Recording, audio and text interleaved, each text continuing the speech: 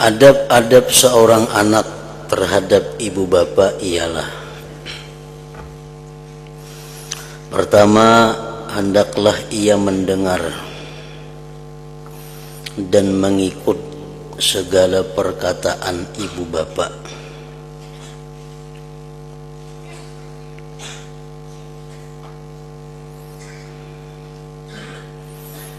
Selama tidak bertentangan dengan hukum Allah Subhanahu wa ta'ala. Mentaati kedua orang tua adalah sesuatu kewajiban selama apa yang dikehendaki oleh kedua orang tua itu tidak bertentangan dengan hukum Allah Subhanahu wa ta'ala.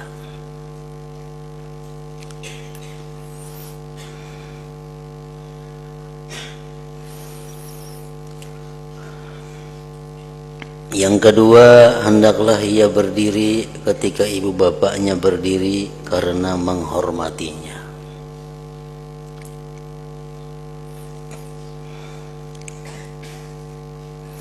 Yang ketiga, hendaklah ia menjunjung segala perintah keduanya.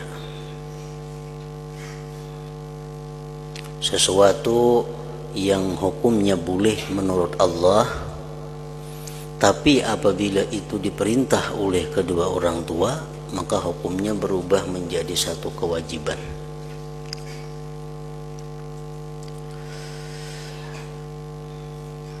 Perbuatan-perbuatan yang sebenarnya mubah, sebenarnya boleh menurut agama, tetapi diperintah oleh kedua orang tua, maka menjadi wajib.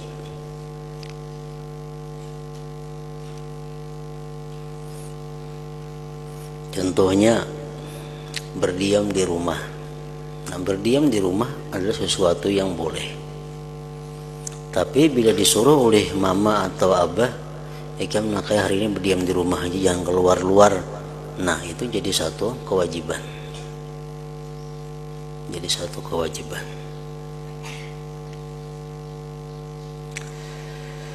Empat, janganlah ia berjalan di hadapan keduanya. Ada beradab itu di hadapan kuitan berjalan.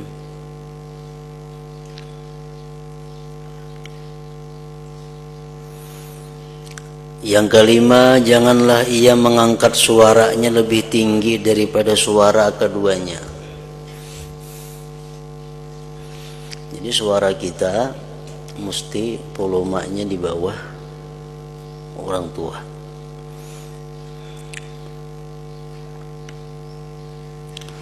Yang keenam, hendaklah ia memperkenankan atau menyahut panggilan keduanya, walaupun di dalam sembahyang sunat.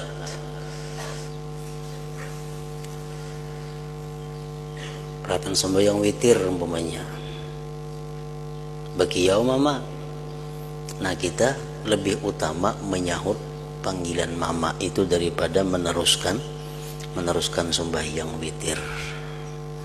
Bahkan kalau kita mengetahui bahwa kalau kita kadang menyahut mama itu ke jiwa, itu jadi berdosa.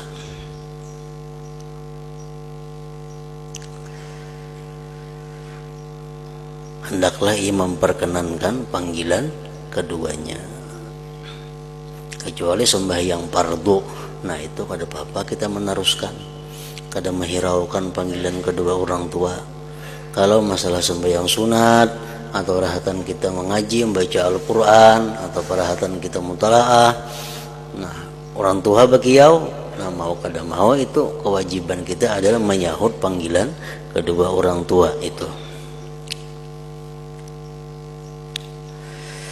Yang ketujuh, hendaklah ia senantiasa menuntut keridhaan keduanya, selalu minta ridai, minta ampuni kepada kedua orang tua.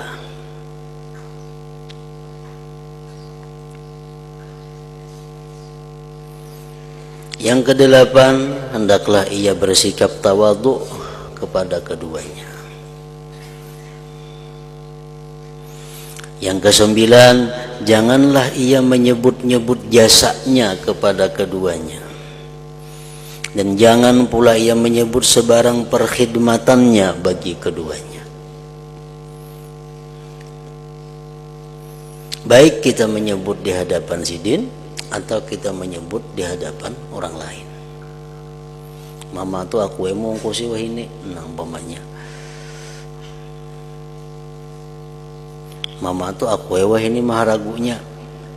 Nah kita menyebut-nyebut itu adalah bukan sikap yang beradab kepada orang tua.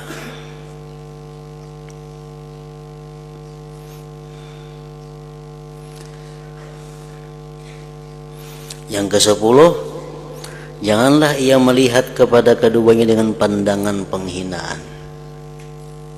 Jangan mencilingi mata lawan ibu bapak.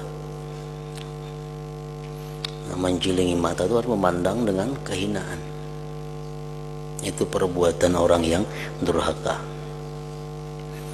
Yang ke-11, janganlah ia memasamkan mukanya di hadapan keduanya.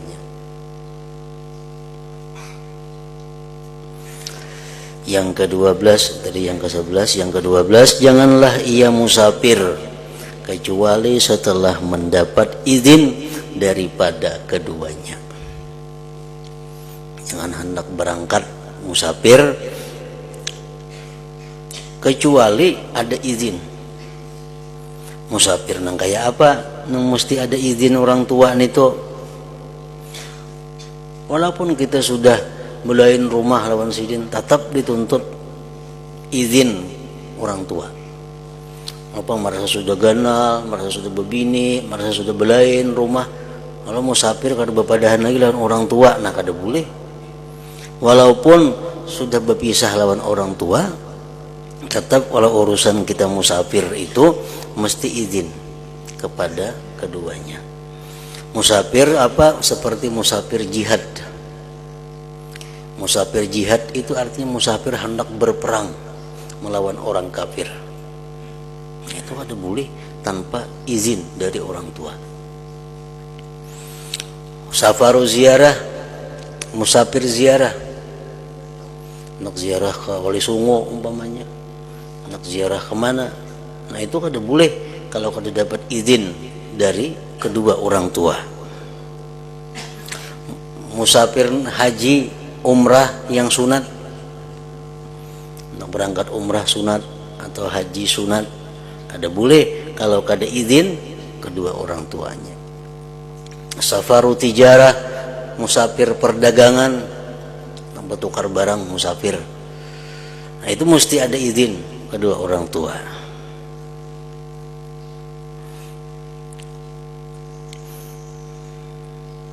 Kecuali musafir haji atau umrah yang wajib, nah itu walaupun kedua orang tua kada memberi izin, tetap kita musafir haji umrah yang wajib.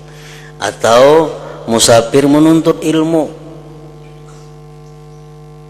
musafir untuk menuntut ilmu, walaupun ilmu yang dituntut itu fardu kifayah, seperti ilmu nahu contohnya, nah itu boleh kita musafir walaupun kada ada izin oleh kedua orang tua. Tentunya di tempat kita, di kampung kita kada ada orang yang melajari itu. Misalnya kalau hendak belajar ini ilmu nang ini mesti ke Pulau Jawa, oleh kita kada ada yang melajari itu. Sedangkan menuntut itu ilmu fardu ain atau fardu kifayah, nah itu boleh kita musafir walaupun orang tua kita kada merestui. Tapi kalau di kampung kita ada aja orang melajari itu, nah kada boleh juga. Di kampung kita banyak aja orang melajari nahu itu, nak ke Jawa mah pokoknya sekolah nah kada kawa di garasi itu. Lain di kampung kita kada ada. Janganlah ia musafir kecuali setelah mendapat izin daripada keduanya.